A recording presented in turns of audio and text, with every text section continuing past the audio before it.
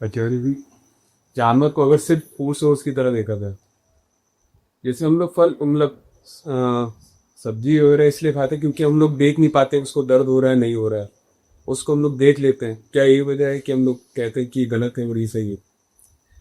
जानवर वगैरह की परवाह छोड़ो, जानवर हो या सब्जी हो या कुछ भी हो, और बात खाने की नहीं है, तुम जो कुछ भी कर रहे हो, हुँ?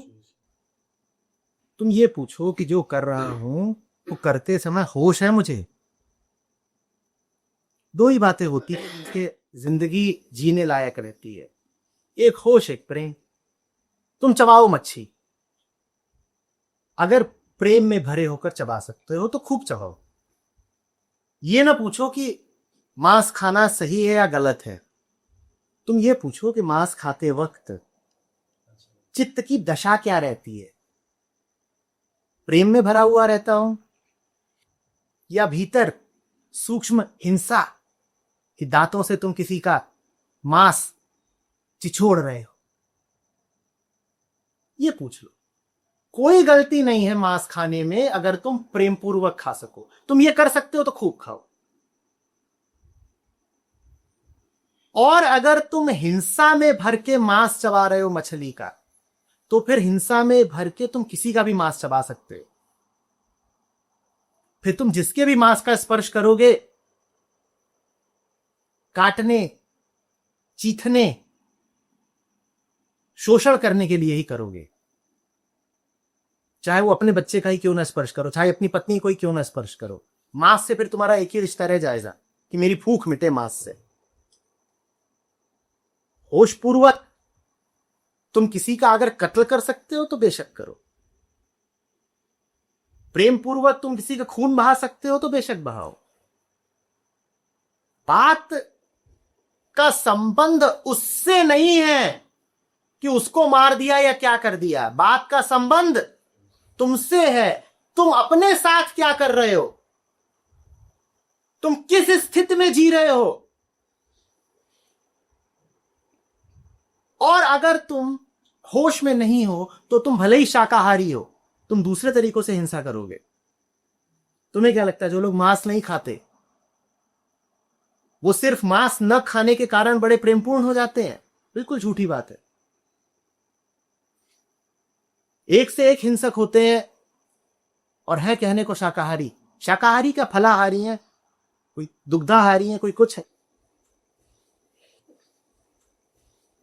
असली बात यह नहीं है कि क्या खाया, किससे क्या बोला, कहां गए, क्या किया क्या नहीं किया। असली बात यह है किसने किया, किस हालत में किया, करने वाली वृत्ति और प्रेरणा क्या थी।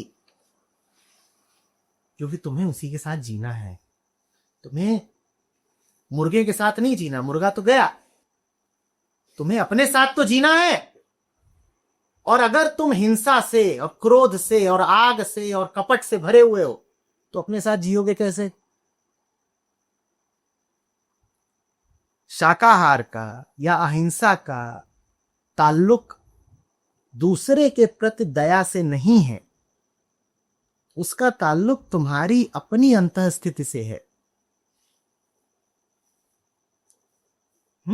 जिनके भीतर बोध उठता है उनके लिए फिर मुश्किल हो जाता है पीड़ा पहुंचाना।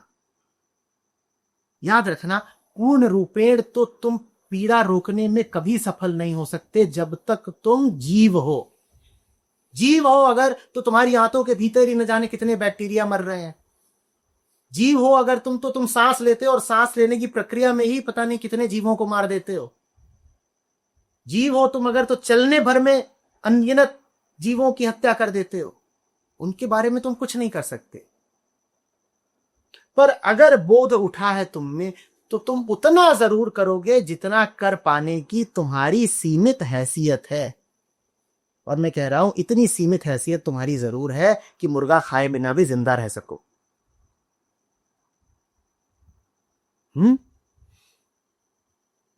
कुछ हिंसा तो ऐसी है जो अपरिहार्य है, वो होती ही रहती है, उसको तुम नहीं रोक सकते। तुम पेड़ से पत्ती भी खाते हो तो हिंसा तो वहां भी है, पर रोक नहीं पाओगे। और जिस चीज के बिना तुम बिल्कुल ही चल ना सकते हो, तुम्हारा जीव रूप भी समाप्त होता हो, उसके लिए क्षमा है।